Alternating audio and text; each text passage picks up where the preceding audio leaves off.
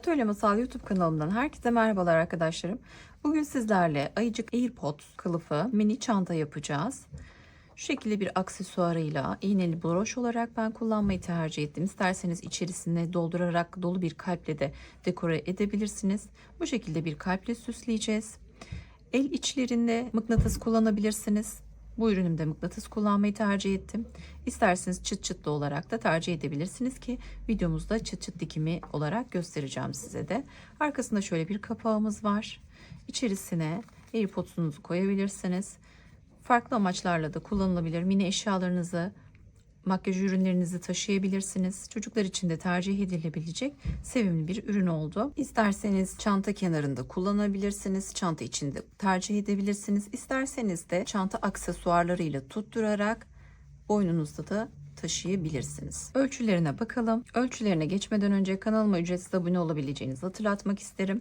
Bildirimlerinizi de yeni projelerden anında haberdar olmak için açmayı unutmayın. Şimdi şöyle baktığımızda kollarla birlikte yaklaşık 15 santimlik bir ürün olacak. Eni de yaklaşık 8 santim arkadaşlar. Kafası kısmında dolum yapacağız. Şöyle görmüş olduğunuz gibi elyaf dolum olmuş olacak. İç kısmını boş öreceğiz. Şöyle göstereyim. Kapak kısmını bu şekilde de bırakabilirsiniz. Dediğim gibi çıt çıt da kullanabilir, düğme de kullanabilir ya da farklı şekillerde de süsleyebilirsiniz. Bir atkı detayı çalışacağız. Kalbini öreceğiz. Yüz çalışmayı, gözleri mühürlemeyi gösteriyor olacağım. Kulak detaylarının dolgusuz bir şekilde örümünü tamamlayacağız. Sık iğne ve trabzanlarla tamamlayacağımız bir ürün olacak. Hadi gelin kullanacağımız malzemelere bakalım. Orta kalınlıkta amigurumi ipleri tercih ettim bu üründe arkadaşlar. İstediğiniz örgüye uygun iplikle örebilirsiniz. Kahverengi, pembe ve yeşil tonlarında kullanacağız bugünkü ürünümüzde. 9 milim gözlerimiz var. 2,20 milim tığım var. Makamısım ve iğnem var. Az miktarda elyaf kullanacağız. İp toplamda yaklaşık 30 gramlık bir iple örebileceksiniz. Arta kalan iplerinizi yine değerlendirebileceğiniz bir proje olmuş olacak. Hadi hazırsanız o halde örmeye başlayalım. Kalp yapımıyla başlayalım. Pembe renkli ipimle sihirli halkamı şöyle çaprazı gördükten sonra oluşturmaya başlıyorum. İçerisine 1, 2, 3, 4, 5 ve 6 adet sık iğnemi dolduruyorum, çekiyorum, kapatıyorum, sıkıştırıyorum. İlk sık iğneden şöyle bir ipimi arada yürüteceğim. İlmek kaydırma yapıyorum. Bir sonrakinden örmeye başlıyorum. Her birinin içerisine 2 tane sık iğne öreceğiz. Birinciyi yaptım. 2 sık iğnem oldu. 3, 4, 5, 6. Hepsine çift örüyorum. 7, 8, 9, 10, 11 ve 12. İpimi önde bırakacağım. İlmek belirleyicim olsun benim. Şimdi döne döne örmeye devam edeceğiz. Bu sırada da arttıracağız. Bir örüyorum. Bir sonrakine 2 tane sık iğne öreceğim. 1 ve 2. Bir örüyorum. Bir arttırıyorum. Şöyle aynı yere. Bir örüyorum. Bir arttırıyorum. Bir ör. Bir arttır. Bir ör. Bir arttır. Sıra sonuna kadar 6 defa bu işlemi tekrar ediyoruz ve sıra sonunda elimizde toplamda 18 tane sık iğnemiz olacak. 2, 4, 6, 8, 10, 12, 14, 16 ve 18. Şimdi 3 sıra boyunca arkadaşlar herhangi bir arttırma işlemi yapmadan düz örgü yapıyoruz. Yani bütün ilmeklere tek bir sık iğne yaparak devam edeceğiz. Ben hemen hızlıca örüyorum.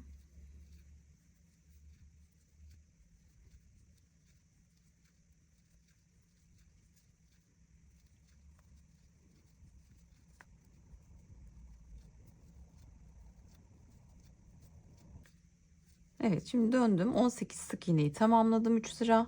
Son ilmekte şöyle ilmeğimle alıp tığımdaki ilmeğimden geçiriyorum. Bir ilmek kaydırma yapıp bırakıyorum arkadaşlar. İpimi kısa kısa kesebiliriz. Birinci parçayı tamamlamış olduk. İpimi şöyle arkaya alıyorum ve bu şekilde bırakıyoruz. Aynı şekilde ikinci parçayı da örüyoruz.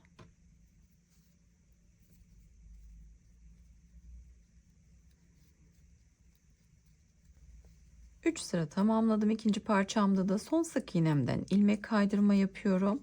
İpimi kesmiyorum. Diğer parçayla birleştirerek örmeye devam edeceğiz. Şimdi ilmek kaydırma yaptığımız yerden tekrar bir ilmek kaydırma yaparak ikinci parçayı birleştiriyorum. Bir sonraki sık iğneden örmeye devam edeceğim. Şu ipimi araya alıyorum. 1 2 3 4 5 6 7 içeriye bırakabiliriz artık. 8 9 10 11 12 13 14 15 16 17 ve aynı parçadayım. 18. sık iğnemi ördüm. Şimdi diğer parçaya geçiyorum.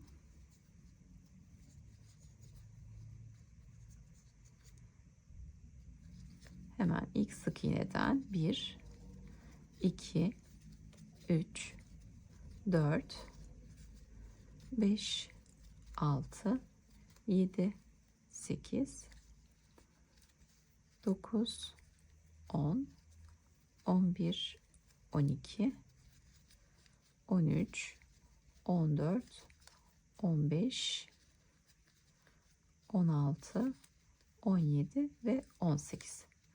18 adet de bu parçamızdan ördük, döndük, geldik, tamamladık. Bakın. Şimdi elimizde toplamda 36 sık iğnemiz oldu. Şimdi devam edelim. İlk sık iğnemizden örerek başlayacağız. 1 2 3 4 sık iğne örüyorum. Azaltmalarla bu sırayı tamamlayacağız. Bir azaltma yapıyorum. Yalnız ilmek belirleyici kullanalım. Geri geliyorum. 2 4. İlk sık iğneme ilmek belirleyicimi takıyorum. Şimdi tekrar devam edelim. 1 2 3 4 sık iğne örüyorum. Ön ilmeklerden alarak bir azaltma yapıyorum. 1 2 3 4 sık iğne örüyorum. Ön ilmeklerini alıyorum. Şöyle bir tane azaltma yapıyorum. 1 2 3 4 örüyorum. Bir azaltıyorum. Sıra boyunca bunu 6 defa tekrar edeceğiz. 4 tane ördüm. Bir tane azaltıyorum.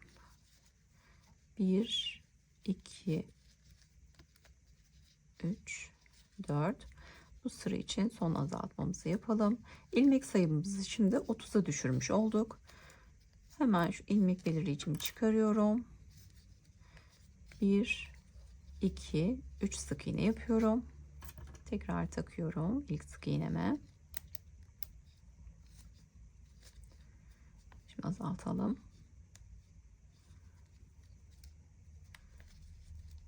1 2 3 örüyorum. Bir tane azaltıyorum. 1 2 3 tane örüyorum. Bir tane azaltıyorum.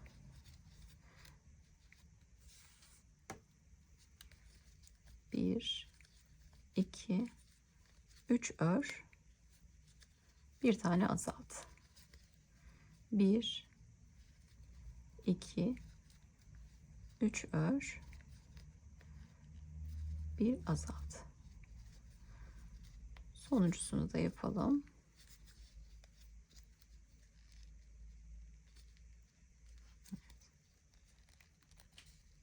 Şu ilmek belirleyicimi çıkarıyorum. Bir tane azaltıyorum. 24 sık iğnemiz var. Elimizdeki sayıyı 18'e düşüreceğiz. Şimdi 2 örüp bir azaltıyorum. 1 2 ör, bir azalt. Sıra boyunca aynı işlemi tekrar edeceğiz. 6 kez tekrar etmiş olacağız yine. 1 2 örüyorum. Bir tane azaltıyorum. 1 2 örüyorum. Bir tane azaltıyorum. 1 2 örüyorum.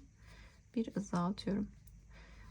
Şimdi elimizde 2 4 6 8 10 12 14 16 18 sık iğnemiz oluştu.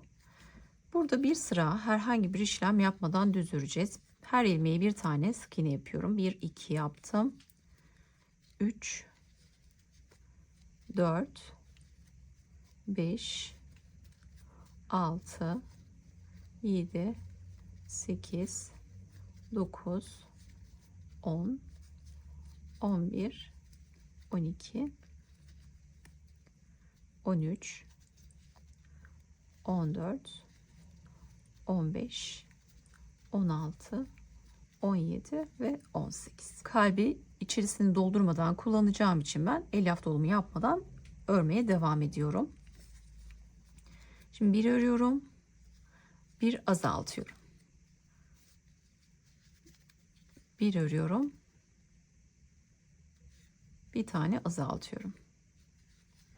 Bir tane örüyorum, bir tane azaltıyorum. Sıra sonuna kadar yine işlemimizi 6 kez tekrar ediyoruz.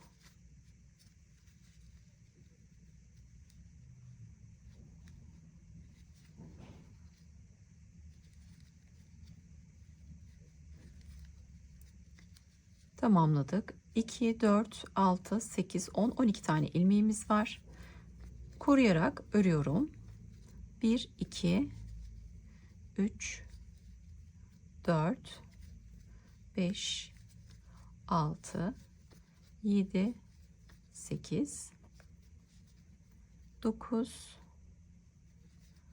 10 11 ve 12. Şimdi bu sırada hepsini azaltacağız. 6 defa azaltma yapacağım. Birinciyi tamamladım.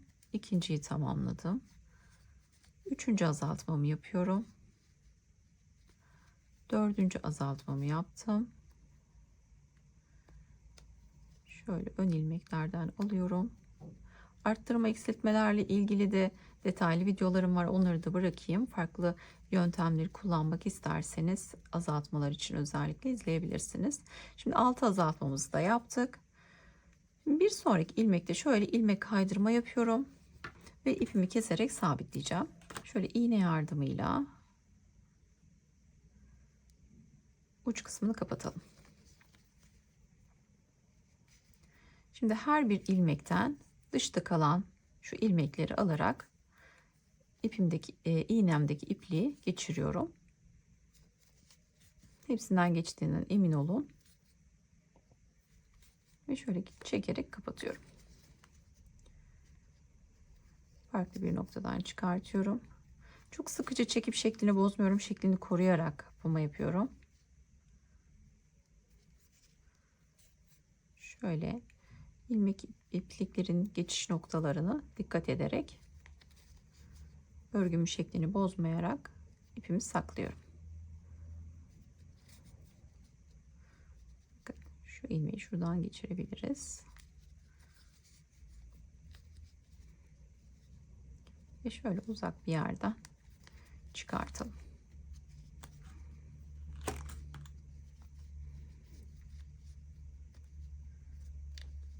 Bunları da içeriye çekeceğim. İpim kalın olduğu için tığ yardımıyla yapıyorum. Ancak ince kalınlıklardaki iplerle ördüğünüzde bunları iğne yardımıyla yapın. Örgünüzün formu bozulmasın. Evet. Şimdi tamamlamış olduk. Broş olarak kullanacağımız için iğne dikişini yapalım. Şu şekilde bir iğnemiz var. Açıyorum. Kalbimin bu yönünü kullanmak istiyorum. Arkasına şöyle buradan dikişini yapacağım.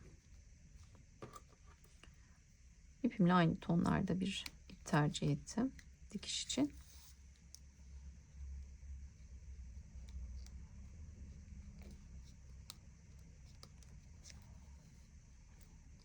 Şöyle hızlıca dikiyorum şimdi.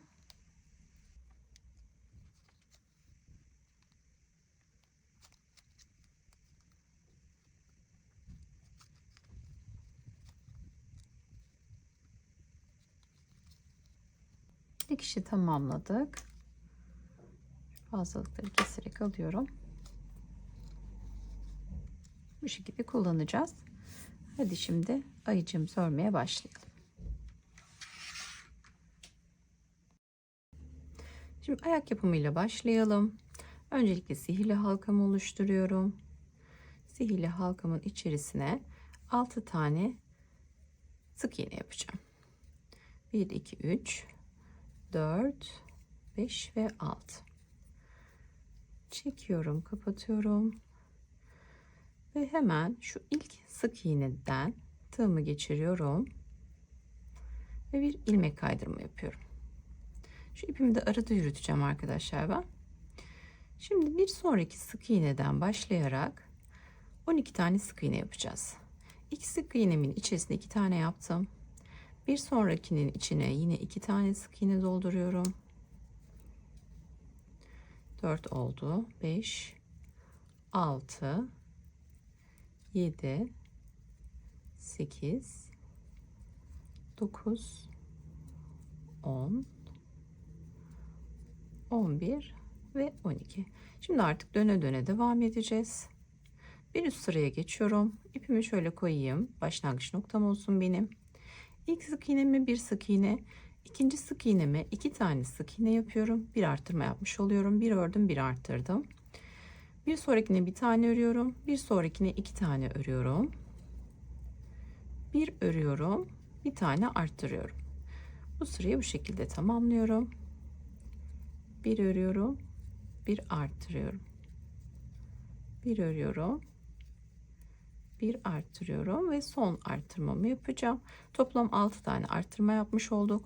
İlk sırada 6 sık iğne ile başlamıştık. 12, 18 yaptık. Hemen kontrol edelim. 2, 4, 6, 8, 10, 12, 14, 16 ve 18. Şimdi sayımızı koruyoruz. İpimi şöyle bırakıyorum. 1, 2, 3, 4. Hepsine bir tane batıyorum. 5, 6, 7, 8, 9, 10, 11, 12, 13, 14, 15, 16, 17 ve 18. Şimdi aynı şekilde devam edeceğiz. Birinci sıramız, ikinci sıramız, üçüncü sıramız ve dördüncü sıramızı tamamlamış olduk. 4'te 18 yaptık. 5 ve 6'da da 18 yapıyorum. Bacağı tamamlamış olacağım. Hemen hızlı bir şekilde ben örüyorum.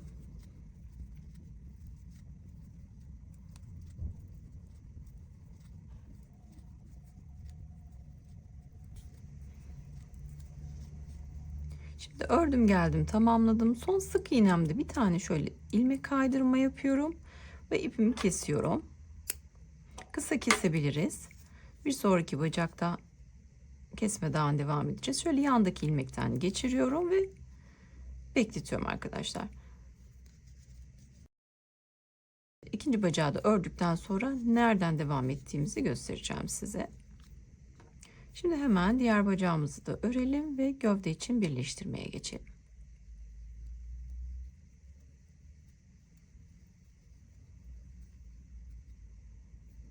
İkinci bacağı da aynı şekilde örüp tamamladıktan sonra yine son ilmeği şöyle bir ilmek kaydırma yapıyorum ve 1, 2, 3, 4, 5, 6 zincir çekiyorum. İlk bacağı alıyorum. Şu ilmek kaydırma yaptığımız yerden şöyle tam içinden bir ilmek kaydırma ile birleştiriyorum. Şimdi bir sonraki ilmekten sık iğne yaparak devam edeceğim. Bu ipimi de içinde yürüteceğim. 1, 2, 3, 4, şöyle çeviriyorum. 5, 6, her ilmeğe bir sık iğne. 7, 8, 9, 10, 11. Şu ipimi de şöyle çekerek sabitliyorum. 12, 13, 14, 15, şöyle bırakayım, 16, 17 ve 18. Döndük geldik, tamamladık. 18 tane sık iğnemizle. Şimdi bacak üzerinden 6 adet sık iğne yapacağız. Zincir üzerinden düzeltiyorum. 1, 2, 3. Bakın zincirden ilmek çıkarıyorum. 4, 5 ve 6. Şimdi devam ediyorum. 1, 2, 3, 4, 5, 6, 7, 8, 9, 10, 11, 12, 13, 14, 15, 16, 17 ve 18. Şimdi zincir üzerinden devam edeceğiz. Hemen ilk zinciri kaçırmıyorum. 1,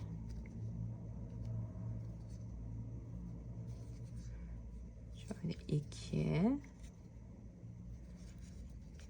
3, 4,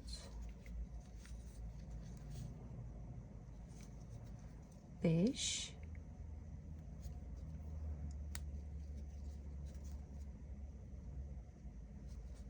6. Şimdi tamamlamış olduk. Her iki bacak üzerinden ve zincir üzerinden tamamladık. Burası bizim başlangıç noktamız olacak arkadaşlar. İlk sık iğneyi kaçırmayalım, sayımız değişmesin. 1, 2 sık iğne örüyorum. Hemen ilmek belirleyici kullanacağım. İlk sık iğneme hemen ilmek belirleyicimi takıyorum. Şimdi birleştirdik tamamını. Elimizde 48 adet sık iğnemiz oldu. 2 sıra daha sayımızı değiştirmeden 48 sık iğne olarak örüyoruz. Hemen hızlıca örüyorum.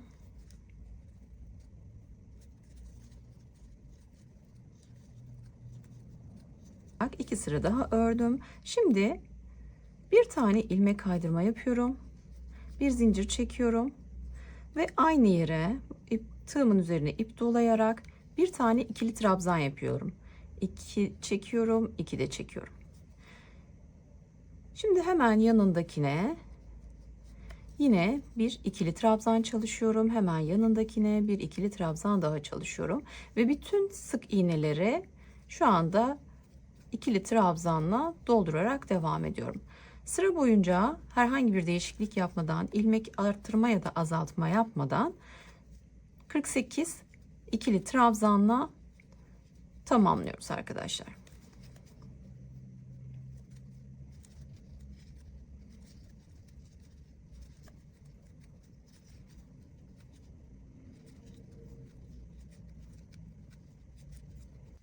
Ve son ikili trabzanımı da yapıyorum. Burada nasıl birleştirme yapıyorum hemen onu göstereceğim size. Bakın burada yükselmiştik. Şu bizim ilk ilmeğimiz olacak. Tığımdakini çıkarıyorum. Bakın şu ipin üzerinden tığımı geçirip ilmeğimi arkaya alıyorum. Tığımda ilmeğim varken aynı yerden tekrar batırıp ipimi alıyorum ve ikili trabzanımı çalışıyorum. Birinciyi yaptık, ikinciyi yaptık, üçüncüyü yaptık. Aynı şekilde devam ediyorum. Herhangi bir arttırma, eksiltme yapmadan bu sırayı da tamamlayacağım. Tekrar nasıl birleştiriyoruz yeniden göreceğiz. Döndüm geldim. 48.yi de şöyle yapacağım. Evet. Şimdi tığımdaki ilmeğimi çıkartıyorum. İpin üzerinden tığımı ilk ikili trabzanın içinden geçiriyorum. İlmeğimi arkaya çekiyorum. Tığımda ilmeğim varken aynı yerden ipimi alıp ikili trabzanımı çalışıyorum. Ve bir yanındakinden devam ediyorum. Şimdi bakın arkadaşlar, bu şekilde bir geçiş yaptığınızda çok pürüzsüz Şöyle görülebiliyordur. Bir geçiş elde edeceksiniz. Önemli olan sıra sayısını yitirmemek. Şimdi toplamda 7 sıra ikili trabzan öreceğiz ve devamında nasıl ilerleyeceğimizi anlatıyor olacağım.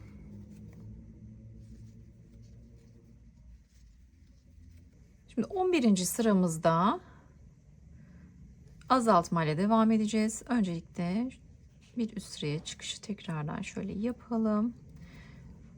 Bir ikili trabzanımı yaptım. Şimdi 6 ikili trabzan çalışacağım. Birini çalıştım.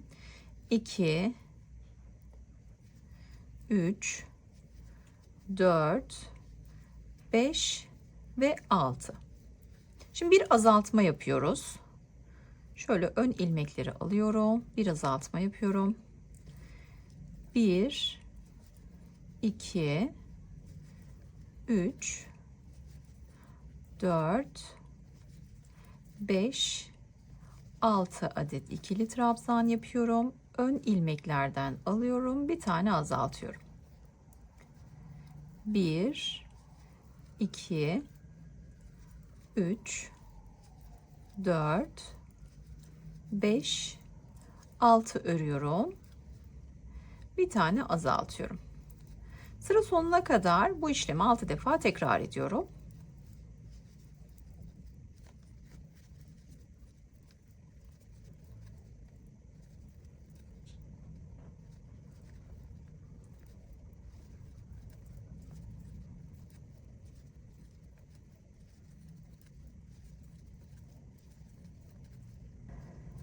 Şimdi sık iğne ile devam edeceğiz arkadaşlar. Bir üst sırada şöyle ilmek kaydırmamı yaptım. Tekrar yapayım. İlmek kaydırmamı yaptım. Bir zincir çektim. Aynı yerden bir tane sık iğne ördüm.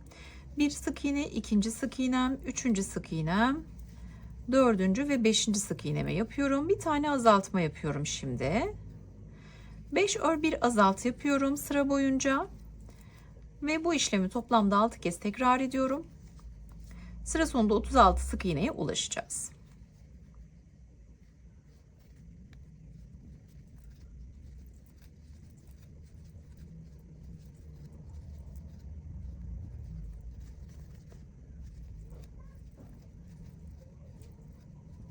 Şimdi döndüm geldim tamamladım. Bu sırada da yine ilmek kaydırma yapıyorum. Alıyorum tığımdakinden geçiriyorum, bir zincir çekiyorum, aynı yerden bir sık iğne yapıyorum ve her bir ilmeğe bir sık iğne yaparak 36 sık iğne ile gövdeyi tamamlamış oluyoruz. Ardından kafa yapımıyla devam ediyor olacağız.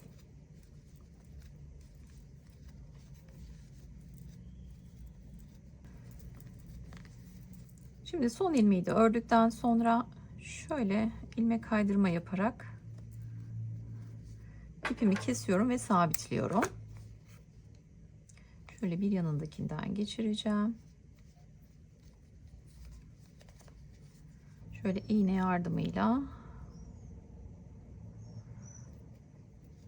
ipimi saklayacağım.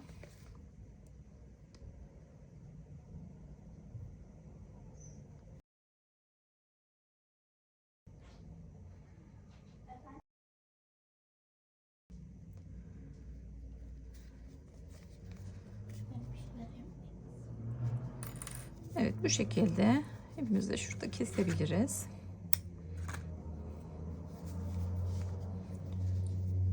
Şimdi bakın arkadaşlar, ön yüzü ve arka yüzü geçişlerimizde çok güzel olmuş oldu.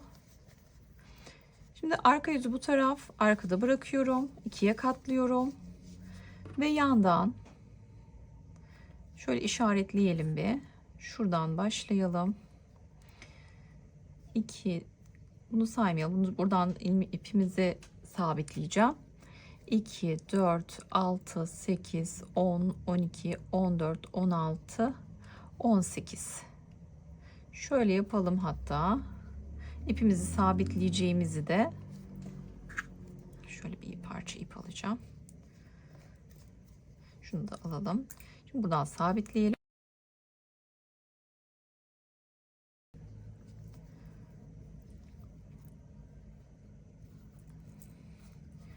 Şimdi ipimi sabitledim. Buradan başlayarak öncelikle 18 adet sık iğne örüyorum. 1 2 3 4 5 6 7 8 9 10 11 12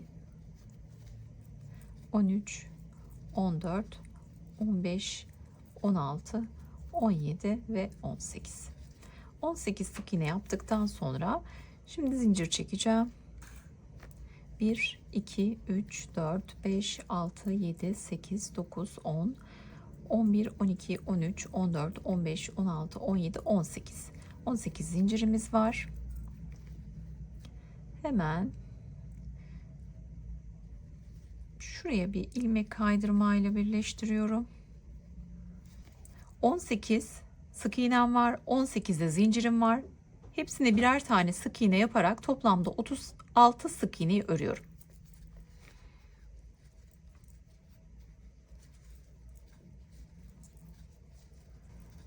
Şimdi ilk ilmeğimizden başlayarak arttırmalar yapacağız arkadaşlar, ama tabii hemen değil. Şimdi 1 2 şu ilmek belirleyicimi takıyorum. 3 4 5 sık iğne örüyorum ve bir tane arttırma yapıyorum.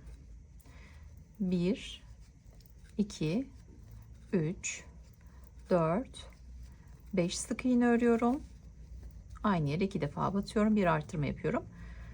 1 2 3 4 5 sık iğne örüyorum, bir tane arttırıyorum. Kafayı artık sık iğnelerle öreceğiz. 1 2 3 4 5 sık iğne örüyorum, bir tane arttırıyorum. Bakın burada boşluk kalacak. Buradan içerisini kullanmak için, boşluğu kullanmak için bir ağız bırakmış oluyoruz. 1 2 3 4 5 sık iğne örelim, bir tane arttıralım. Zincir üzerinden devam ediyorum. 1 2 3 4 5 tane sık iğne örüyorum ve sonuncuya bir tane arttırma yapıyorum. 6 kez bu işlemi tekrar etmiş olduk. Sıra sonunda 42 tane sık iğneye ulaşmış olduk. Şimdi tekrar bir arttırma sırası yapacağız. 1 2 sık iğne örüyorum. İlmek belirleyicimi ilkine takıyorum hemen. Şöyle. Evet. 2 örmüştüm. 3 4 5 ve 6 sık iğne örüyorum. Bir tane arttırıyorum şimdi. 1 2 3 4 5 ve 6, bir tane arttırıyorum. Bu sırayı da beraber örelim. 1 2 3 4 5 6, bir tane arttırma. 1 2 3 4 5 6 ör, bir arttır. 1 2 3 4 5 6 ör, bir arttır. 1 2 3 4 5 6 ör, sonuncu artırmamızı yapıyoruz ve sıra sonunda 48 ilmeğe ulaşmış oluyoruz. Şimdi arkadaşlar herhangi bir arttırma eksiltme yapmadan devam edeceğiz. Toplamda 6 sıra boyunca 48 sık iğne öreceğiz, yükseltmiş olacağız. Ayıcığımızın kafa kısmının orta kısmını örmüş oluyoruz. Sonrasında nasıl devam edeceğimizi anlatıyor olacağım.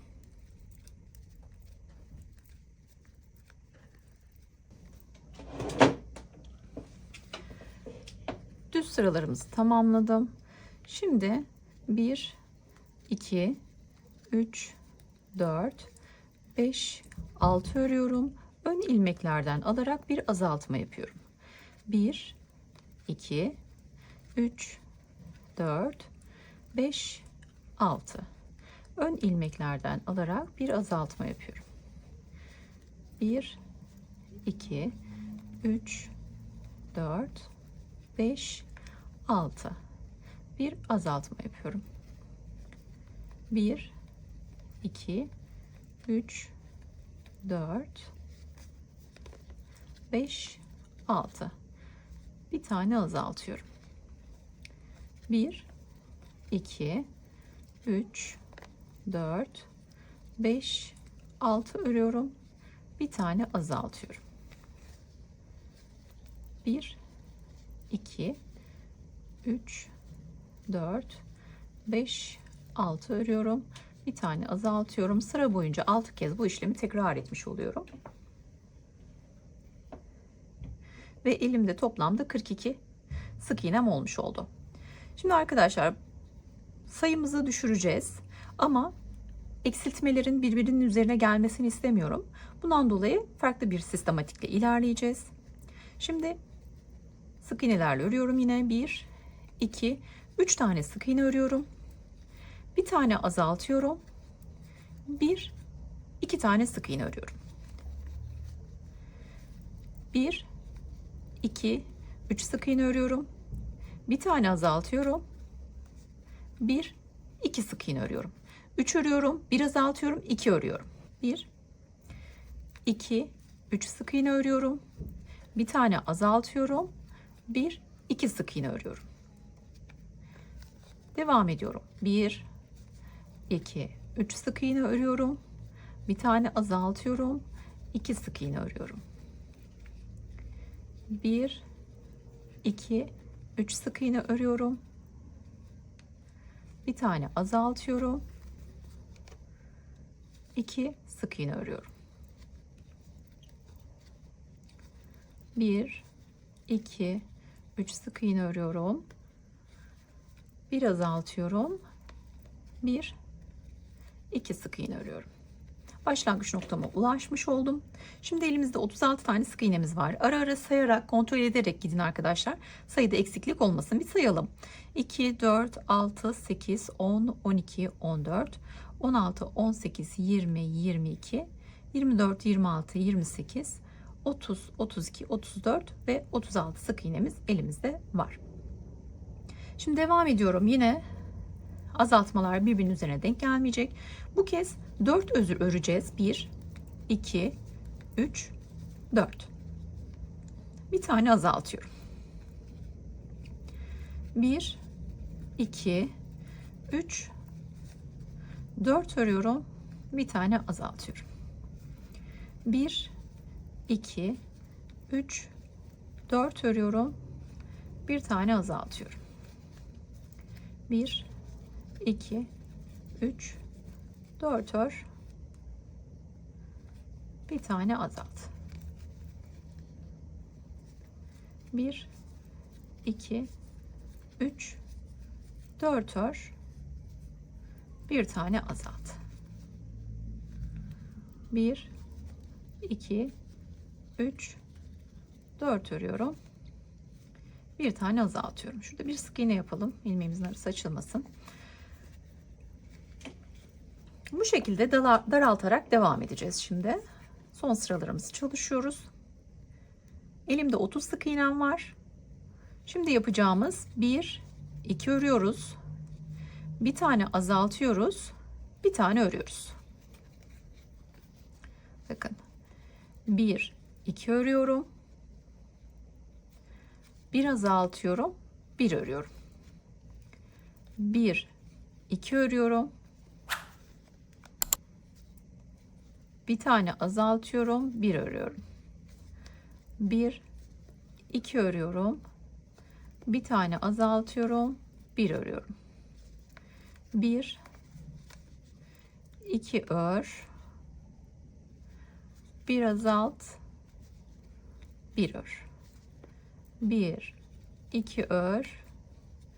bir azalt, bir ör. Bakalım. 2, 4, 6, 8, 10, 12, 14, 16, 18, 20, 22 ve 24 sık iğnemiz var. Şimdi 2 örüp bir azaltacağız. 1, 2 örüyorum. Bir tane azaltıyorum. 1, 2 örüyorum. Bir azaltıyorum. 1, 2. Bir azaltıyorum. 1, 2. Bir azaltıyorum. 1, 2. Bir azaltıyorum. 1, 2. Bir tane azaltıyorum ve sırayı tamamlamış oluyorum. Şimdi arkadaşlar bir öreceğiz, bir azaltacağız. Toplamda 12 tane sık iğne elde edeceğiz. Hemen hızlıca yapıyorum.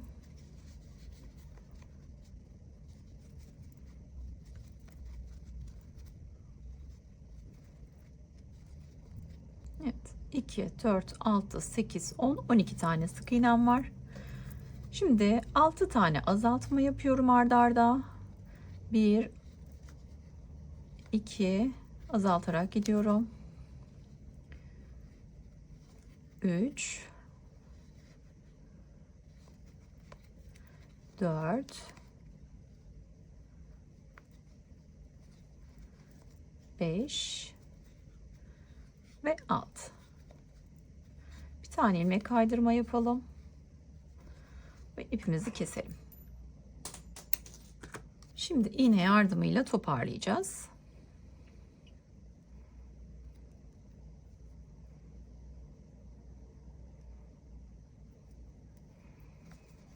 Evet. Şöyle içten dışa doğru yapalım. İlmeklerin dışarıda kalan taraflarını iğne yardımıyla toparlıyorum ve pürüzsüz bir kapama elde edeceğiz. Şöyle çekiyorum, kapatıyorum. Şöyle yanından bir yerden çıkıyorum. Şöyle düzeltiyorum. Şurada sabitliyorum. Diğer taraftan çıkıyorum. İpimi saklıyorum arkadaşlar. Şu şekilde. İçeride bırakabiliriz. Dolduracağız çünkü kafa kısmını. Ve bu şekilde tamamlamış olduk. Şimdi ağız kısmıyla devam edelim. Ve gözlerini takacağız. Bunun için beyaz ipimi kullanıyorum. Şimdi sihirli halka yapıyorum. Sihirli halkamın içerisine 1, 2, 3, 4, 5, şöyle küçültelim biraz. 6 tane sık iğne dolduruyorum. Sıkıştırıyorum, kapatıyorum. İlk ilmeğimi ilmek kaydırma yapıyorum. İkincisinden başlayacağım. Bu ipimi de içeride yürütüyorum. Şimdi birincisine arttırma yapıyorum. İkincisine arttırma yapıyorum. Bunu 2 kez tamamladıktan sonra 3. sık iğnemde 3 tane sık iğne yapacağım. Aynı sık iğnenin içerisine 1, 2, 3 tane sık iğne yapıyorum. Şimdi tekrar bir arttırma, bir sonrakine tekrar bir arttırma yapıyorum.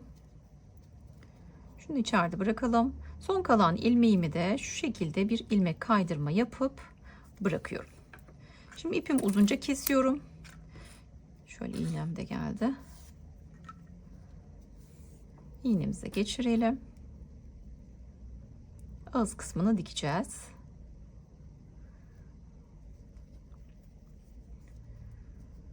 Şöyle şuradan geçiriyorum ve bir de şöyle üstünden geçireceğim arkaya doğru. Bakın orada ilmeğimi toparlamış oldum. Şunu da keselim. Dikerken bizi zorlamasın. İçeride yürüttük zaten epeyce. Tamam, ağız için bakın bu şekilde bir parça kullanacağız. Ne yaptım? 2 tane arttırma yaptım. Üçüncüsüne aynı yere 3 tane sık iğne yaptım. 2 arttırma daha yapıp son kalan ilmeğimi ilmek kaydırma ile birleştirdim. İğne ile de kapattım. Şu şekilde görüntüsünü verdim arkadaşlar. Şimdi dikişini yapalım ağzın. Şöyle ikiye katlıyorum. Ön yüzüydü zaten örgümün. Kafayı da şu şekilde ortalıyorum. Evet. Şöyle ortalamış olduğumdan emin oluyorum. Şimdi ağız kısmını nereye dikeceğiz? Bakın. Burada arttırma yaptığımız yerleri göreceksiniz. Arttırmanın bir üst sırasında dikiyor olacağım. İsterseniz iğnelerle de tutturabilirsiniz. Arttırmaların arasında ortalayabiliriz. Şöyle ortalayıp dikeceğim ben. Şöyle kafanın içerisinden parmağımı sokuyorum. Kaymasını engelliyorum. Ve bir kafadan bir ağızdan alarak dikişini yapacağım şimdi. Şöyle bir yandakine geçiyorum. Kafada aynı yerden bir yana geçiyorum. Son kullandığımdan bir yana geçiyorum. Kafada çıktığım yerden karşılık gelen kısma geçiyorum. Bu şekilde bir kafadan bir ağızdan olarak dikiyorum.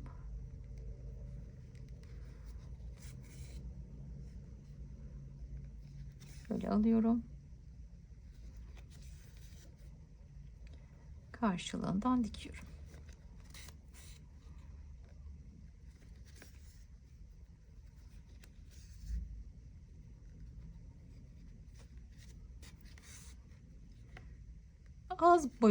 Ağız çevresi boyunca bu işlemi tekrar ediyoruz. Ben şimdi dikiyorum hemen.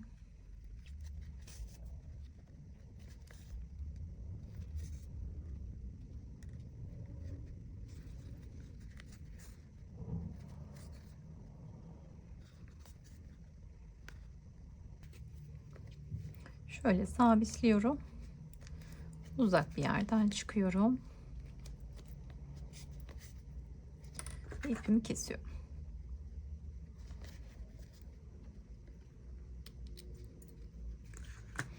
Evet. Bu şekilde ağız kısmına dikmiş olduk. Şu kafadan kalan ipi de keselim. Şimdi gözleri takacağız. Şu makas yardımıyla oyuklarını belirleyeceğim.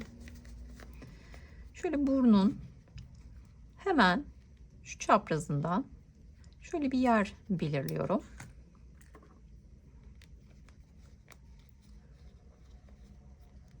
Buraya takıyorum. Diğer tarafı da hemen şuradan açabiliriz. Bakalım bir. Hatta bir yan tarafından yaparsak daha iyi olacak.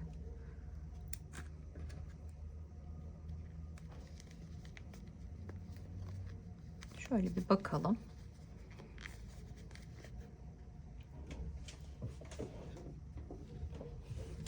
Tamam, bu şekilde uygun. Nasıl takacağım ben gözlere? Şimdi göz ardı kullanmak istemiyorum. Fazlalıklarını şu şekilde alet yardımıyla bir kesiyorum. Küçülttüm bakın. Şimdi çakmak yardımıyla da mühürleyeceğim. Eridikten sonra hemen birazcık daha ihtiyaç var hatta. Evet. Çakmak arkasıyla da kapatıyorum. Bakın mühürlemiş olduk. Yine aynı şekilde fazlasını kesiyorum.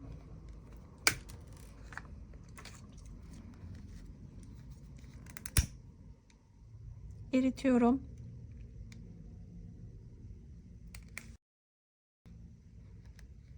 Ve sabitliyorum.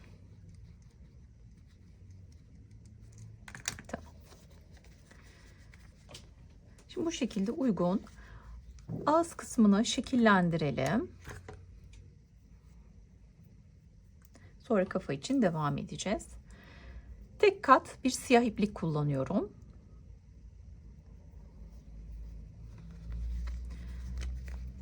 Şöyle tam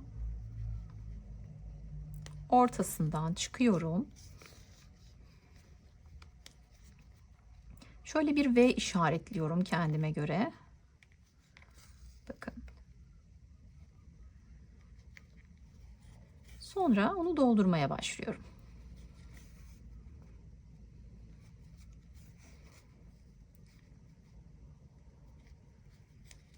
Diğer tarafına geçelim. İpi kendiniz yönlendirin.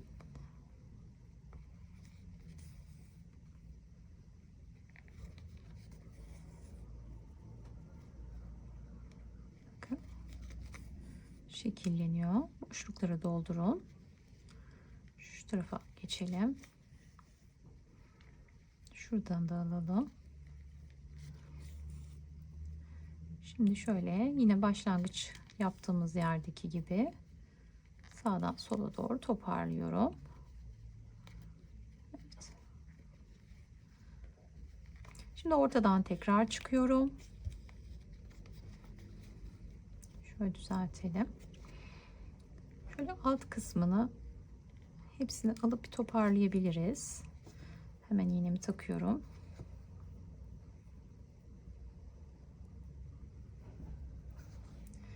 Şöyle bir düğüm gibi toparlayabiliriz. Evet. Ve sonra şu şekilde aşağı indiriyorum. Beyaz ipin arasından, bakın arkaya geçirmiyorum. Şöyle hemen yan tarafına ilerliyorum. Şuraya tekrar geliyorum ve tam ortasından bir sabitleyeceğim. Bakın şöyle alıyorum. Tam ortadan bir sabitliyorum. Bu sefer diğer tarafa yapıyorum. Ortaya geliyorum. Yine merkezine şöyle sabitleyeceğim. Ve şöyle burnun ortasına gelelim. İpimi arkaya çıkartacağım. Evet. Şu şekilde şekillendirmiş olduk. İsterseniz bunları tam eşit de yapabilirsiniz. Sadece bu şekilde de şekillendirebilirsiniz. Ağız kısmını yapmadan düz çizgiyle de bırakabilirsiniz. Tamamen sizin hayal gücünüze kalmış. İplerimi de arkada düğümlüyorum. Bir tane daha atalım. Böyle biraz keselim. İçeride kalacak. Şekillendirmemizi tamamladık. Kafa için devam edelim. Kahverengi ipimizle devam ediyoruz. Şu şekilde çeviriyorum ve arka tarafından şuradan alacağım. Bir sayalım. İlk ilmeğim 1 2 3 4 5 6 7 8 9 10 11 12 13 14 15 16. Şuraya kadar 16 tane ilmeği hazırlıyorum. Şöyle ilmek belirleyici yapalım. Şimdi ilk yerden ipimi şöyle bir sabitleyeyim. Düğümleyerek.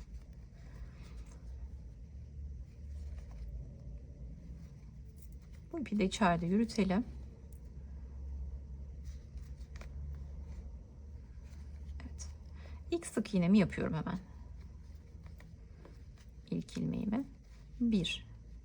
Hemen yanında 2. İlmek çıkarıyoruz buradan. 3.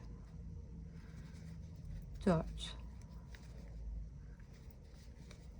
5. 6. Bakın kafadan örüyorum. Arkasını çevirdim örgünün. Buradan ilmek çıkartıyorum. 2, 4, 6. 7. 8. 9. Her birine bir tane yapıyorum. 10, 11, 12, 13, 14, 15. İpimi çıkarıyorum. 16.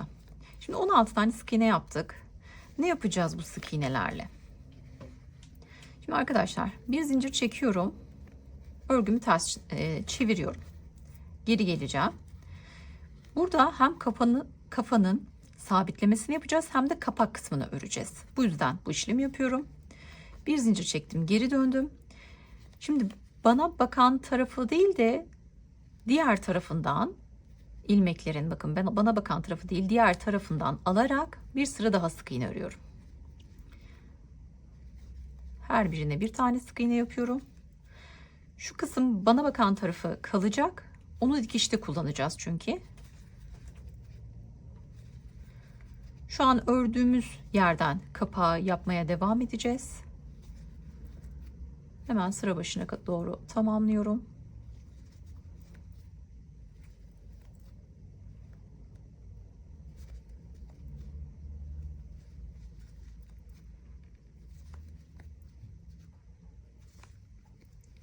Şimdi tamamlamış olduk. Örgünün içinde kalan bu kısma FLO dediğimiz kısmı bırakıyoruz. Bir zincir çekiyorum, geri dönüyorum. Bir zincir daha çekiyorum. Şimdi birinci değil, ikinciden ikili trabzanlar yapacağız. Birinciyi yaptım. 2, 3, 4,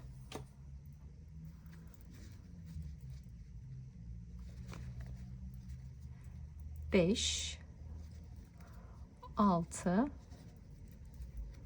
7, 8, 9, 10,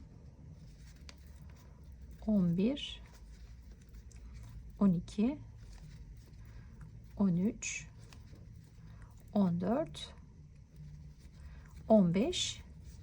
Yanından alıyorum. Bunu düz kenar, pürüzsüz bir kenar çıkıntısı yapmak için yapıyorum. 16. ikili trabzanımı da örüyorum. Bir zincir çekiyorum, bir zincir daha çekiyorum. Birinci değil, ikinciden 1, 2, 3, 4, 5, 6, 7, 8, 9, 10, 11, 12, 13, 14, 15. Yine hemen şu yan ilmekten alıyorum. 16.'yı örüyorum. Bir zincir çekiyorum, geri dönüyorum. Şimdi ikinciden başlayarak her ilmeğe bir tane ilmek kaydırma yapıyorum. Kapak kısmını bu şekilde tamamlamış olacağız.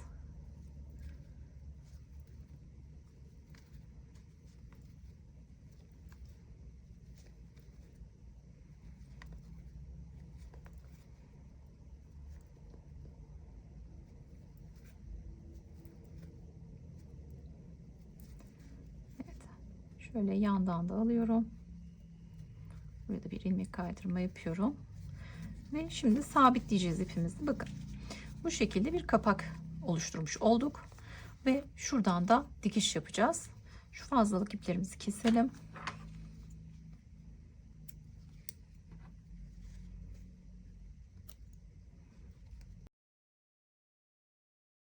Şimdi bu ipimi uzun bırakacağım.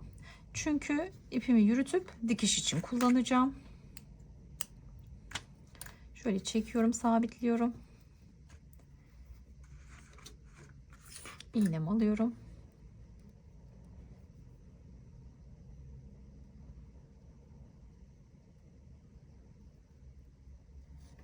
Evet. Şimdi kafamızın içerisine elyaf dolumu yapacağız. Şöyle bir miktar elyaf alıyorum. doldurmaya başlıyorum.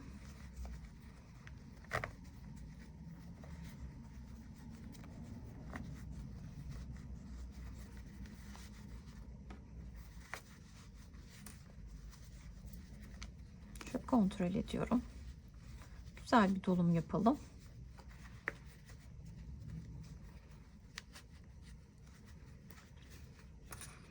Evet, bunu da koyalım. Şimdi ipimizi öncelikle yürütelim. Şu kenar kısmından aralardan geçebiliriz.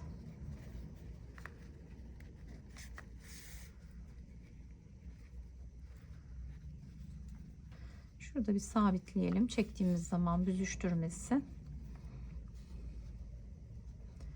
Bir tane daha.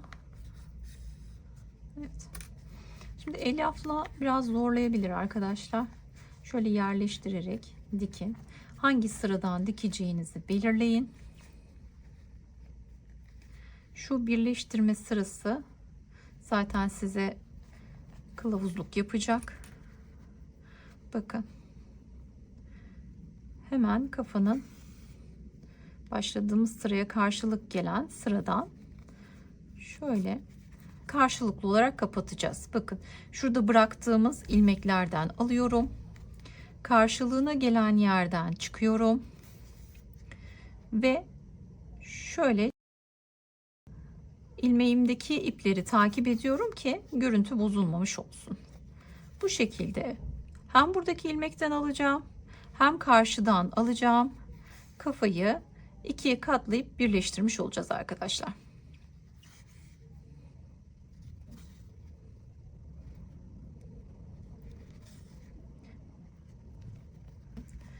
Şimdi şu şekilde bakın. Kafa kısmını tamamlamış olduk birleştirmesine. Kapak kısmımız olacak. İpimi şöyle sabitliyorum buradan.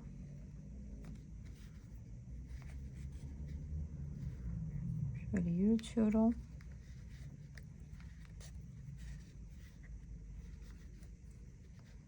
Uzak bir yerden çıkartıyorum.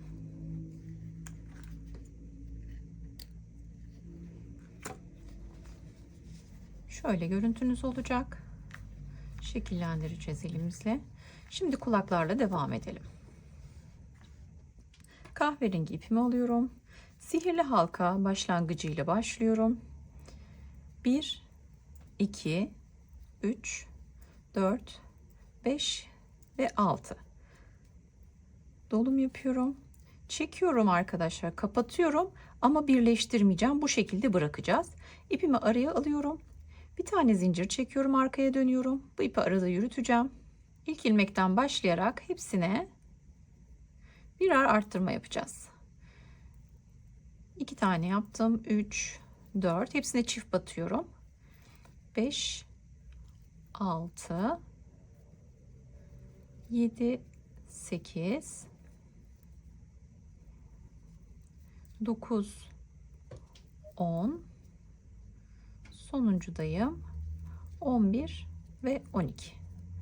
Bu ipimi yine arada yürüteceğim. Bir tane zincir çekiyorum. Geri dönüyorum.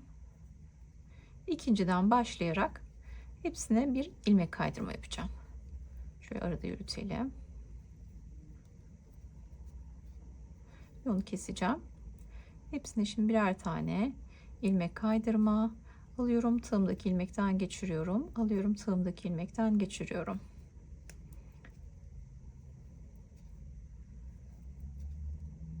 Sonuncusuna da bir tane yapıyorum. Bir zincir çekiyorum ve ipimi uzun kesiyorum. Çünkü dikiş yapacağız. Bakın bu şekilde kulağımızı oluşturmuş olacağız. Şu ipimizi de kesebiliriz. İğnemi alıyorum. Hemen dikişini göstereceğim size.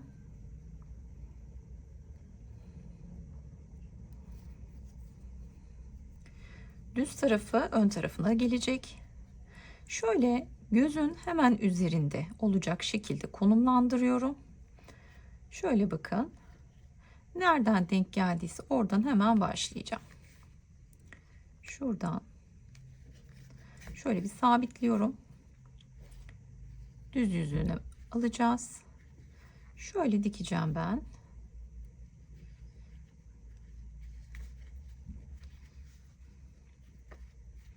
iğneleyebilirsiniz.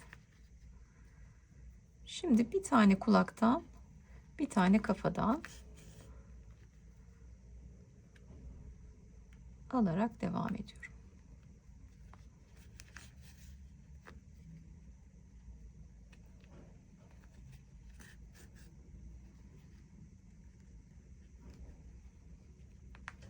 Bir kafadan, bir kulaktan. Şöyle çeviriyorum. Boşluk kalmamasına dikkat ediyorum. Bakın gözün bir üstünde tamamladık. Şöyle en baştan şuradaki ilmekten giriyorum. İlk başlangıç noktamızdan çıkıyorum. Orada sabitleyeceğim. Şöyle elinizde düzeltin. Şuradan bir sabitleyelim.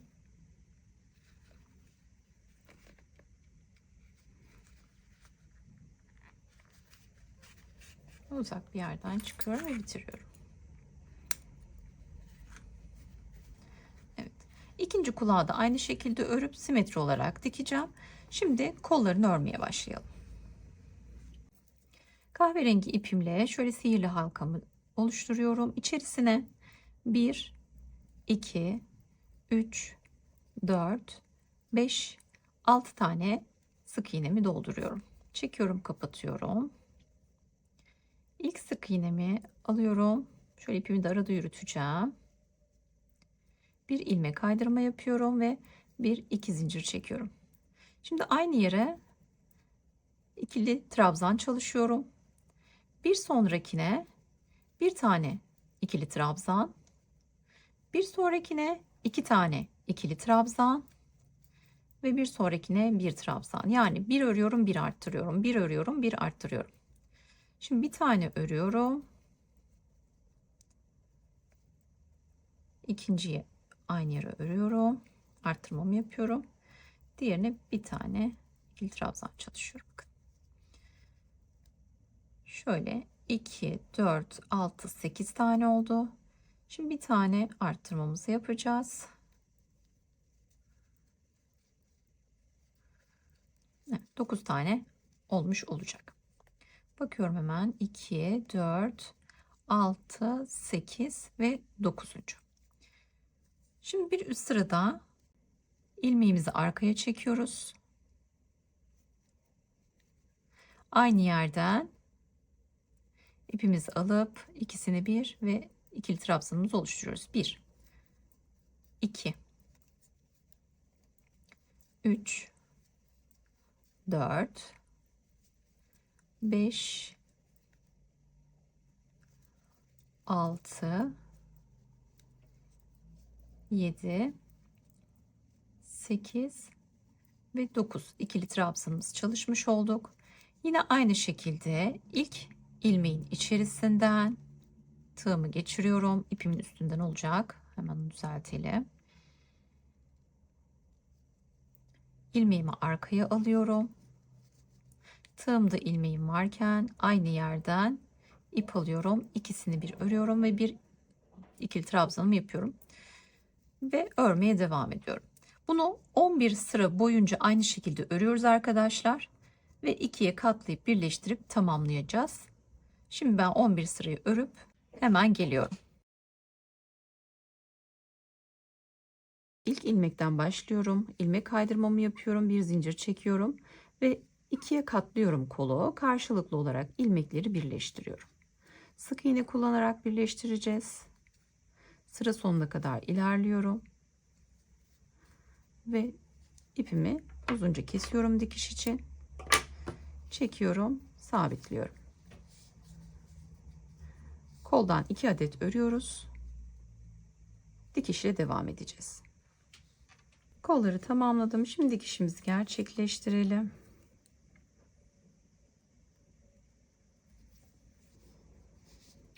Şöyle ayarlıyorum. Bu kısımdan bakın. Hemen şu sık iğneler ve ikili trabzanların buluştuğu sıraya dikeceğim. Ortalıyorum kafaya göre. Bakın şu dikiş noktamız belirgin zaten. Oradan şöyle dikmeye başlayacağım. Şöyle tutsam daha kolay. Şimdi denk geldiği yerden bir gövdeden bir koldan alarak dikişini yapıyoruz. İlmekleri atlamayın. Mutlaka her ilmekte dikiş olmuş olsun. Bir gövdeden bir koldan alıyorum. Bakın. Şöyle bir gövdeden bir koldan alıyorum. Şöyle yan kısmından tutturalım. Şöyle başı ilerletiyorum. Başta da tekrar bir sabitleme yapacağım. Sıranın en başında. Şöyle bir sabitliyorum. Ve bitiriyorum. İpimi kesiyorum. Şimdi diğer kolu da aynı şekilde dikiyoruz.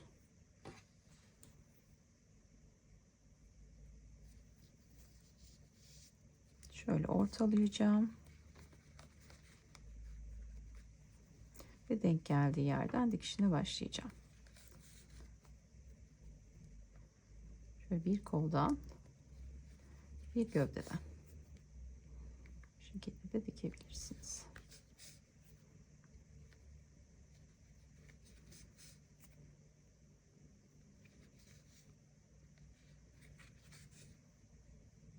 Şöyle başlangıç noktasından da sabitleyelim.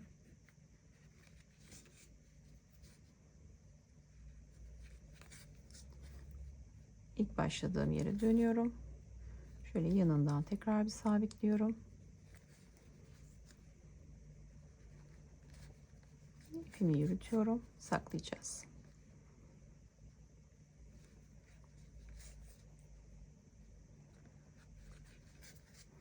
Ve keselim.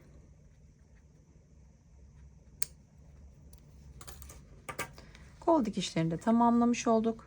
Ayıcık gövde olarak tamamlandı arkadaşlar. Şimdi atkı detayıyla devam edelim. Yeşil renkli ipimle devam ediyorum atkı için. Şöyle ipimizi sabitliyoruz. Zincirle başlayacağız. 1, 2, 3 tane zincir çekiyorum. Çok sıkı yapmayalım arkadaşlar. Biraz bol öreceğiz. Tığımın başına ilmeğimi doluyorum. İlk zincirin şöyle tersini çeviriyorum ilk önce. Bir tane bakın şuradaki kesik çizgiden alıyorum. Uzunca bir tane örüyorum. Sonra bakın gevşek gevşek öreceğim. İkisini bir, ikisini bir. Sonra tığımın başına tekrar doluyorum ve şurada oluşan iki ilmeği alacağım yan taraftan bakın. İki kanadını alacağım. Burada bir sık iğne yapıyorum. Parmaklarımla tutuyorum. Biraz gevşek ve onu sabit tutuyorum ilkine. İkisine bir, ikisine bir. Tekrar tığımın başına doluyorum. Buradan iki kanadını alıyorum ilmeğin. Bir örüyorum. İkisini bir, ikisini bir. Tığımın başına doladım. İki kanadını aldım, ördüm. İkisini bir, ikisini bir. Bakın. Zincir çekmeden hem zincirinizi yapıyorsunuz hem de ikili trabzanınızı oluşturmuş oluyorsunuz. Bu şekilde istediğiniz uzunluğa varana dek atkıyı örebilirsiniz. İki tekniği bir arada yürütmüş olacağız. Biraz bol öreceğiz. Ama ilmeklerin yine boylarına da aynı olmasına dikkat edin. Özellikle bu zincir kısmının çok dar olmaması gerekir. Yoksa düz bir şekilde elde edemezsiniz. İçeriye doğru kıvrılma olacaktır. İkisini bir, ikisini bir. Çok pratik bir şekilde ilerleyecek. İstediğiniz uzunlukta kendiniz bırakabileceksiniz. Şimdi ben hızlı bir şekilde örüyorum.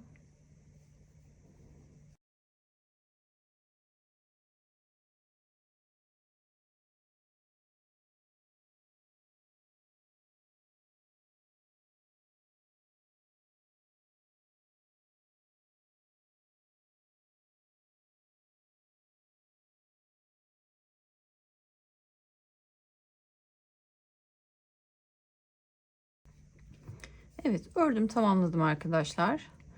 Aralıklı olarak ürününüzü ölçerseniz nerede kesmeniz gerektiği konusunda sizin fikir verecektir. Bakın şu şekilde benim için ideal. Şimdi ne yapıyorum? Son şöyle bir Kapatıyorum. Dikiş için keseceğim. Tığımdan ipimi çıkarıyorum. Ve birlikte dikişini de yapalım. İstediğiniz tarafını kullanabilirsiniz. Hiç sorun değil. Alt kısmında ya da üst kısmında, önünde ya da arkasında örgünün. Şöyle alıyorum. Uzunca bir atkı da yapabilirsiniz. Ben sadece dolayarak bırakmak istedim. Şimdi karşılıklı olarak ilmekleri dikiyorum.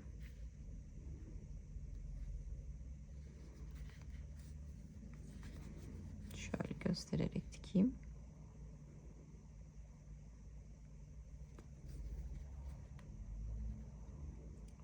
Bu şekilde tamamlayabiliriz.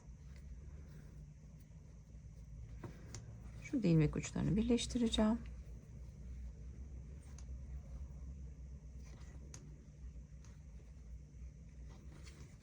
Ve iğne yardımıyla saklayacağım.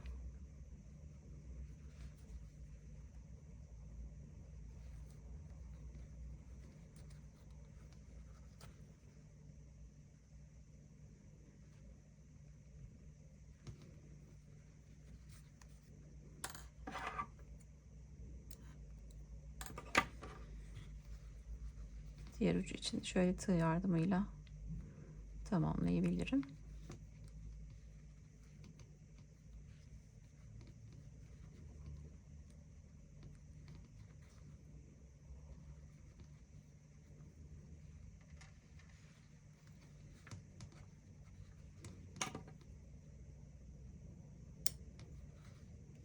Evet, atkı detayımızı da bu şekilde tamamlamış olduk. Şimdi çıt çıt dikişlerini yapalım. Şöyle tonuna yakın bir renkte ip kullanacağım. 2 adet çıt çıtımız var. Şöyle arasını açıyorum. İsterseniz bu şekilde de dikebilirsiniz. Ben şöyle dikmeyi tercih edeceğim. Şu kısımdan koyuyorum.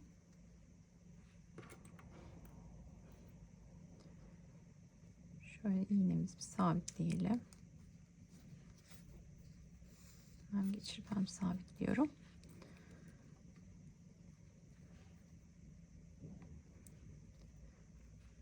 İsterseniz kuvvetli bir mıknatıs içerisine yerleştirip kullanabilirsiniz. Bir önceki ürünümde olduğu gibi.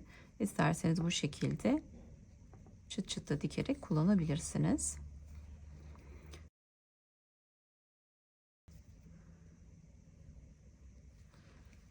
Şöyle hemen dikelim. Birer tane daha yapalım.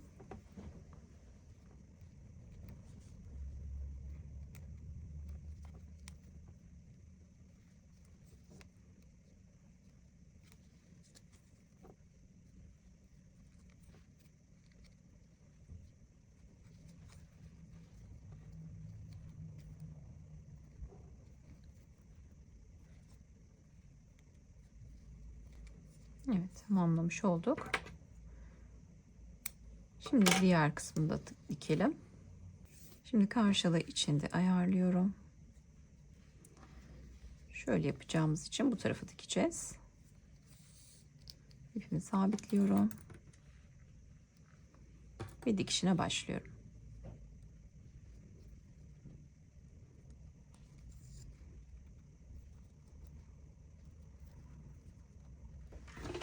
Şimdi çıt çıt dikişlerini tamamladım. Şöyle karşılıklı olarak kapatıyorum. Bir adet çıt çıtımız burada kullandık. Bir adet arkada kullandık. Tamamlamış olduk. Şimdi aksesuarımızı da takalım. Bu şekilde bir kalp örmüştük. Hemen bunu şimdi takalım. Şöyle iğnesi yardımıyla. Şöyle. Şurada deneyelim. Evet. Bu şekilde örmüş olduk. Bir projemizin daha sonuna geldik arkadaşlar. Hepimizin ellerine sağlık. Bu şekildeki içeriklerime ulaşmak için kanalıma ücretsiz abone olabileceğinizi hatırlatmak isterim. Bildirimlerinizi açmayı unutmayın ki yeni projelerimden anında haberdar olabilirsiniz. Bir sonraki videomda görüşmek üzere. Hoşça kalın.